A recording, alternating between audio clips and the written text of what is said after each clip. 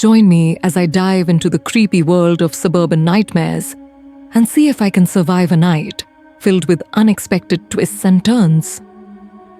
It was the kind of summer evening in Willow Creek that felt like it belonged in a postcard. The air was thick with the scent of freshly cut grass, and the cicadas hummed a lazy symphony as the sun dipped below the horizon, painting the sky in hues of coral and lavender. The neighborhood, a quiet enclave of sprawling lawns and two-story homes with wide porches, seemed to hold its breath in the fading light, as if savoring the last moments of a perfect day. For 19-year-old Ellie Harper, it was the kind of night that promised freedom, a rare moment when the world felt wide open, unburdened by the weight of routine. Ellie stood on the front porch of her family's colonial-style home, her bare feet cool against the weathered wood.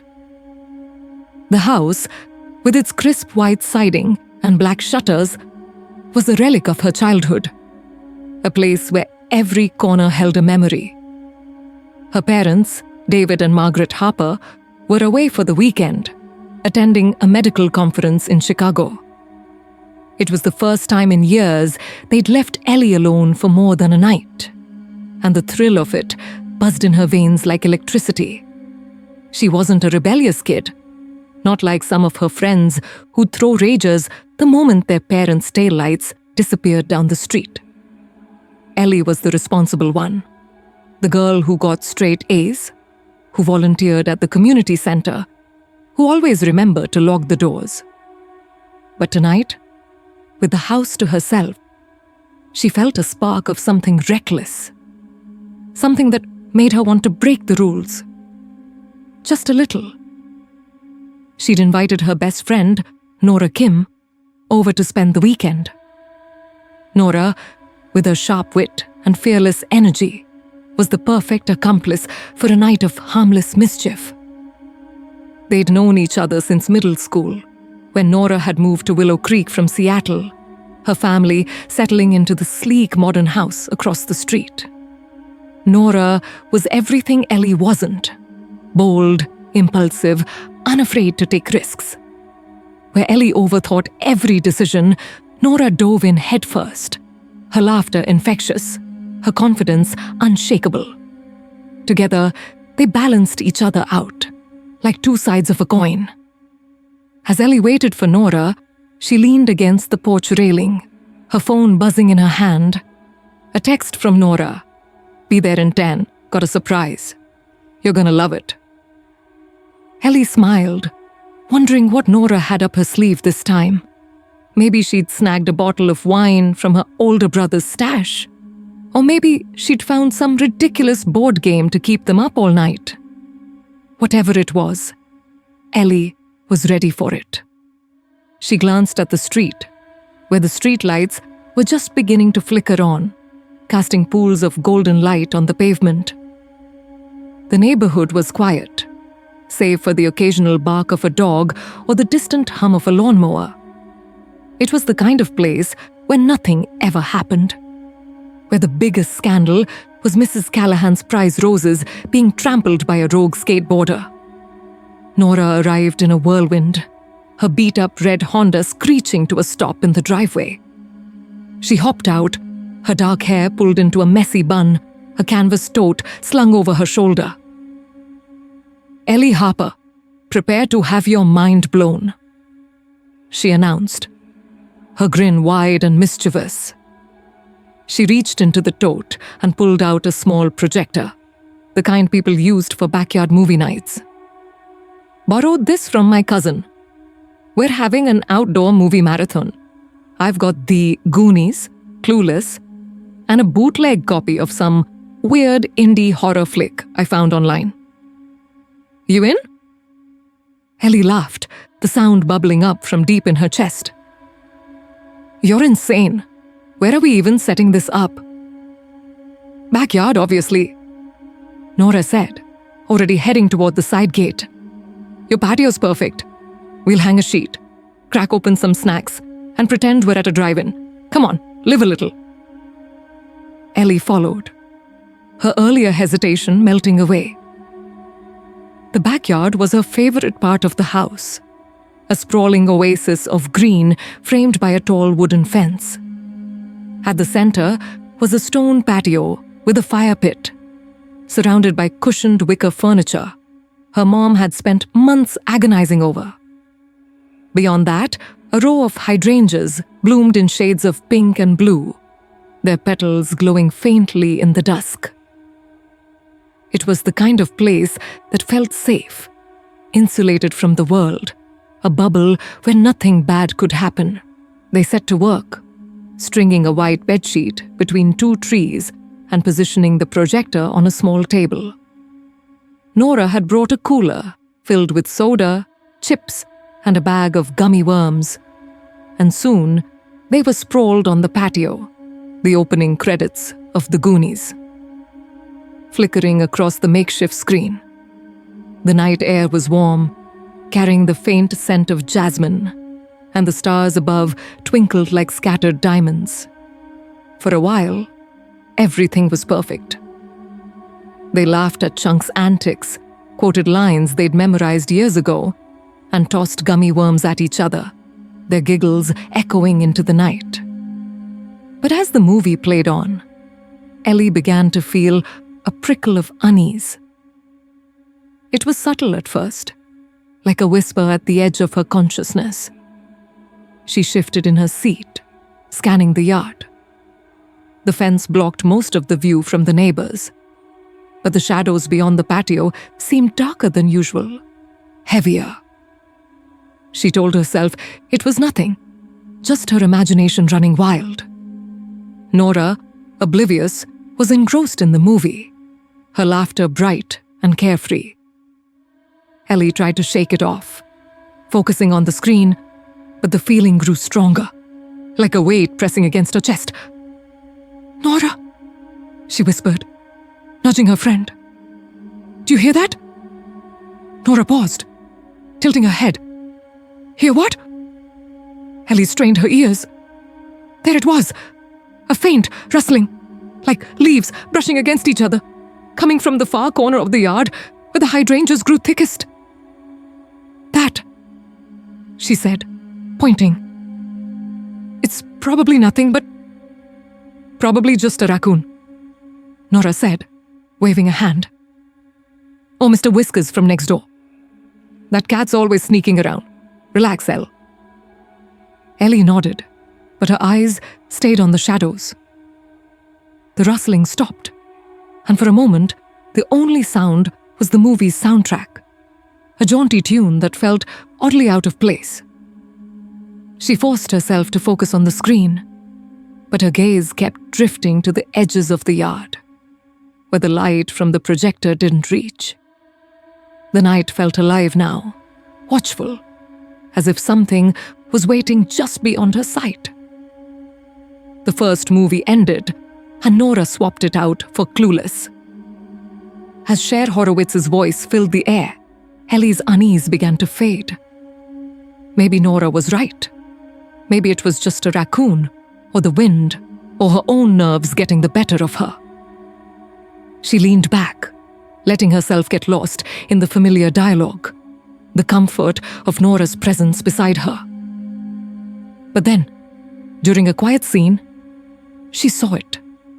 A flicker of movement near the fence, quick and deliberate, like someone stepping out of view. "Did you see that?" Ellie said, her voice sharp. Nora frowned, pausing the movie. "See what?" "Ellie, you're freaking me out. There was someone by the fence," Ellie said, standing up. Her heart was pounding now, a steady drumbeat in her chest. She grabbed her phone, turning on the flashlight and sweeping it across the yard. The beam caught the hydrangeas, the fire pit, the edge of the patio, but nothing else. No movement, no figure, just the ordinary shapes of her backyard. "Ellie, chill," Nora said, but her voice had lost some of its confidence. "It's probably just your neighbor or something. Maybe they're checking on us. My neighbors are like 70. Ellie said, they're not creeping around my backyard at midnight. Nora stood, brushing chip crumbs off her shorts. Okay, let's check it out. If it's nothing, we can laugh about it later. If it's something, we'll deal with it. Together. Ellie nodded, grateful for Nora's bravado, even if it felt forced. They grabbed a pair of garden shears from the patio table, more for reassurance than actual defense, and crept toward the fence. The grass was cool under Ellie's feet, the night air now carrying a chill that hadn't been there before. They moved slowly, their flashlights cutting through the darkness, revealing nothing but the familiar contours of the yard. When they reached the fence, they found nothing. No footprints, no broken branches, no sign that anyone had been there. See? Nora said, her tone light, but her eyes darting nervously. Nothing. Let's go back to the movie. Ellie wanted to believe her, but as they returned to the patio, she couldn't shake the feeling that they were being watched. The movie resumed, but the magic of the night was gone. Every sound, the creak of a branch, the rustle of leaves, made her jump. Nora noticed, reaching over to squeeze her hand. It's okay, Elle. We're fine, just a weird night. But it wasn't fine. An hour later, as the credits for Clueless rolled, Ellie glanced at the house and froze. The kitchen light, which she was certain she'd turned off before they came outside, was on. The warm glow spilled through the glass sliding door, illuminating the counter where she'd left a bowl of popcorn. Her stomach twisted. "Nora," she whispered, her voice barely audible. "The light." Nora followed her gaze, her face paling. "Didn't you turn that off?" "I did," Ellie said, her mouth dry. "I know I did." They stared at the house, the light casting long shadows across the patio. It was a small thing, a single bulb, but it felt like a violation, a crack in the safety of their bubble. Ellie's mind raced. Maybe she'd forgotten to turn it off. Maybe it was a faulty switch, but deep down, she knew neither was true. "We need to check the house," Ellie said, her voice steadier than she felt. "Stay close." Nora nodded, her usual bravado replaced by a quiet intensity. They grabbed their phones and the shears, leaving the projector running, its light casting eerie shapes on the sheet. The sliding door was still locked, the handle cold under Ellie's fingers as she slid it open. The kitchen smelled faintly of popcorn and dish soap, familiar and yet alien in the context of her fear. She flipped on every light as they moved through the house, the brightness doing little to dispel the growing dread in her chest. The living room was untouched, the couch cushions still neatly arranged, the coffee table free of clutter. The dining room was the same, the chandelier gleaming above the polished oak table. But as they reached the hallway leading to the bedrooms, Ellie stopped. A faint smell hung in the air, something sharp, metallic, like copper. It wasn't strong, but it was enough to make her pause. "Do you smell that?" she whispered. Nora nodded, her eyes wide. "What is that?" Ellie didn't answer. She tightened her grip on the shears and moved forward, her footsteps silent on the carpet. The hallway was lined with family photos. Ellie as a toddler, her parents on their wedding day, a grainy shot of her grandparents' old farmhouse. The familiarity of it should have been comforting, but instead, it felt like a mockery, a reminder of how vulnerable this place really was. They reached her bedroom first. The door was ajar, which wasn't unusual. Ellie often left it open, but the sight of it now sent a chill down her spine. She pushed it open slowly, her flashlight sweeping the room, Her bed was unmade, the comforter tangled from the morning. Her desk was cluttered with books and a half-empty coffee mug. Everything looked normal, but the air felt wrong, heavy, like someone had just been there. Nora checked the closet while Ellie peered under the bed. Nothing. They moved to her parents' room, then the guest room, finding nothing out of place. But the smell grew stronger as they approached the bathroom at the end of the hall.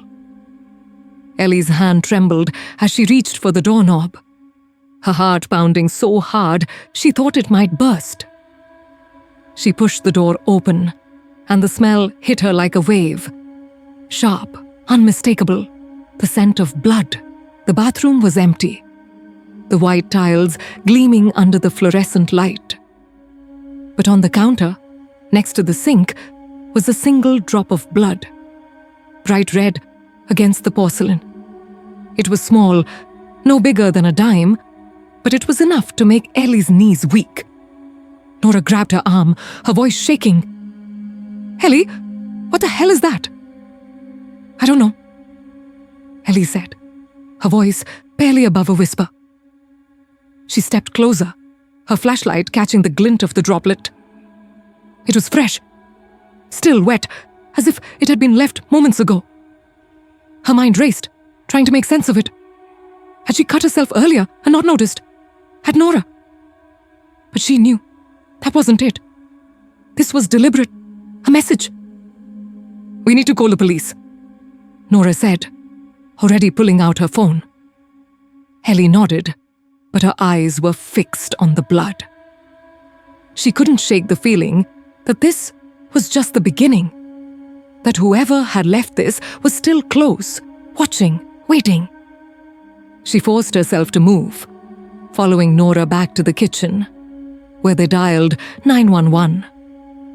The operator's calm voice was a lifeline, grounding them as they explained what they'd found. The police promised to send a car, but it would take at least 10 minutes. 10 minutes felt like an eternity. They sat at the kitchen table, the shears between them, the house now ablaze with light. Every creak, every rustle outside made Ellie jump. Nora tried to keep things light, joking about how they'd laugh about this later, but her voice was strained, her eyes darting to the windows. The projector outside was still running, the indie horror movie now playing, its eerie soundtrack drifting through the open sliding door. The irony wasn't lost on Ellie. When the police arrived, 2 officers, a burly man named Officer Callahan and a younger woman named Officer Patel, did a thorough sweep of the house and yard. They took photos of the blood, bagged it as evidence, and asked Ellie and Nora a barrage of questions. Had they seen anyone? Heard anything unusual? Had there been any recent incidents in the neighborhood? Ellie mentioned the rustling in the yard, the movement by the fence, but it felt flimsy, like she was grasping at straws. The officers found no signs of forced entry, no footprints, no fingerprints. The blood was the only anomaly, and even that was too small a sample to draw any immediate conclusions. "Could be animal blood," Officer Callahan said, scratching his chin. "Maybe a cat dragged something in. Happens more often than you'd think." Ellie didn't buy it. Neither did Nora, who shot her a look that said she was thinking the same thing. The officers promised to increase patrols in the area and advised them to lock all doors and windows. They left behind a card with a case number and a promise to follow up. But their departure left Ellie feeling more exposed than ever. They decided to sleep in the living room, dragging blankets and pillows from Ellie's room to make a makeshift fort on the couch. Neither wanted to admit how scared they were, but the tension was palpable. They left every light on, the glow casting harsh shadows across the room. Ellie kept the shears close, her phone clutched in her hand. Nora tried to distract them with a game of cards, but their hearts weren't in it. The night stretched on, endless and oppressive, each sound from outside amplifying their fear. Around 3 a.m., Ellie woke to a sound she couldn't place. A soft, rhythmic tapping, like fingers drumming on wood. It was coming from the front door. Her heart leapt into her throat as she nudged Nora, who was dozing beside her. "Nora, wake up! Do you hear that?" Nora's eyes snapped open, her body tensing. The tapping continued, steady and deliberate, not like the wind or a branch. Ellie grabbed the shears and crept toward the door, Nora close behind. The peephole revealed nothing but the empty porch, the streetlights casting long shadows across the lawn. The tapping stopped as suddenly as it had begun, leaving an eerie silence in its wake. "I'm calling the police again?" Nora whispered, her voice shaking.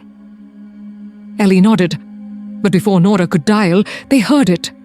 A low, guttural hum, like someone singing under their breath. It was coming from the backyard. Ellie's blood ran cold. She grabbed Nora's arm, pulling her toward the kitchen, where they could lock themselves in the pantry if needed. The hum grew louder, then stopped, replaced by the sound of footsteps on the patio. Heavy, deliberate footsteps.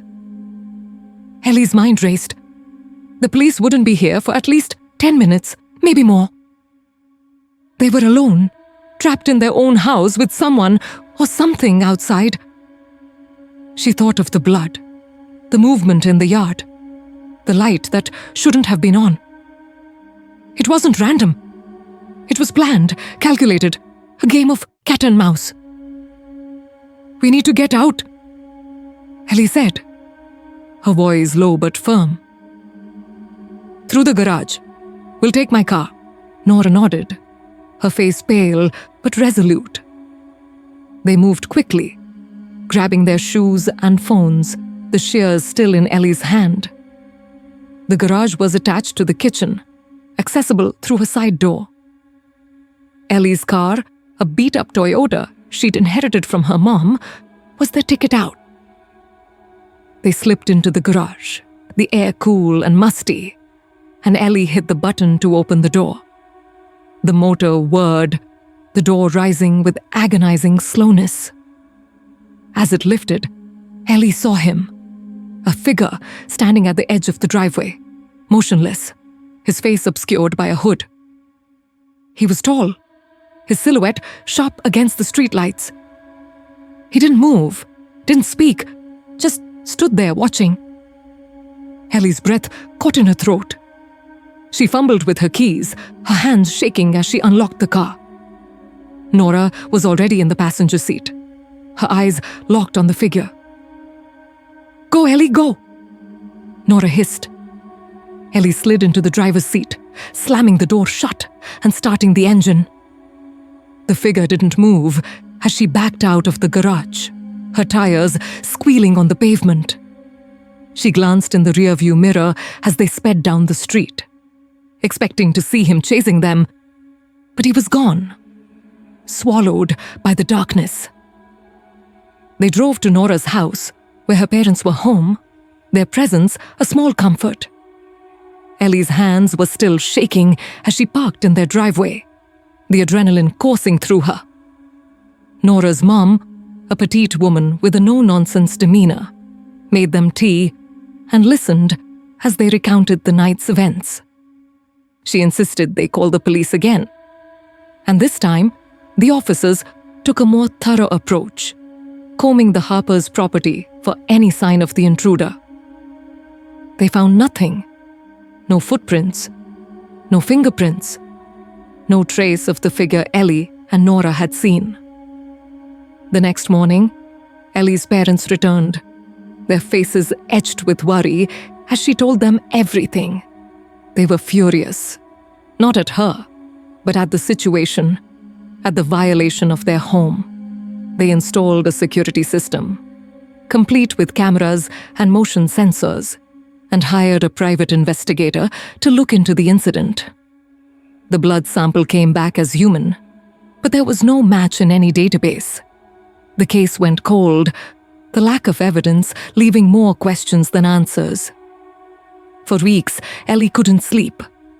Every creak of the house, every shadow in the yard sent her heart racing. She and Nora grew closer, their shared trauma forging a bond that went beyond friendship. But the fear lingered, a constant reminder that their safe, suburban world wasn't as secure as they thought. Ellie began to notice small things. A neighbor who watched her a little too closely. A car that seemed to pass the house too often. She wondered if the intruder had known her, if he'd been watching for longer than she realized. The investigator uncovered a lead months later. A series of similar incidents in nearby towns, all involving young women left alone in their homes. The pattern was chilling. A single drop of blood, lights turned on, objects slightly out of place. No theft, no violence, just the eerie sense of being watched. The police suspected a serial prowler, someone who thrived on fear, but they had no suspects, no clear motive. Ellie never saw the figure again, but the memory of that night stayed with her, a shadow that followed her through the years. She moved out of Willow Creek after college, settling in a bustling city where the noise and lights drowned out the quiet terrors of suburbia. But sometimes, in the dead of night, she'd wake to the sound of tapping, faint and rhythmic, and she'd wonder if he was still out there, waiting, watching, the silent guest who'd never truly left.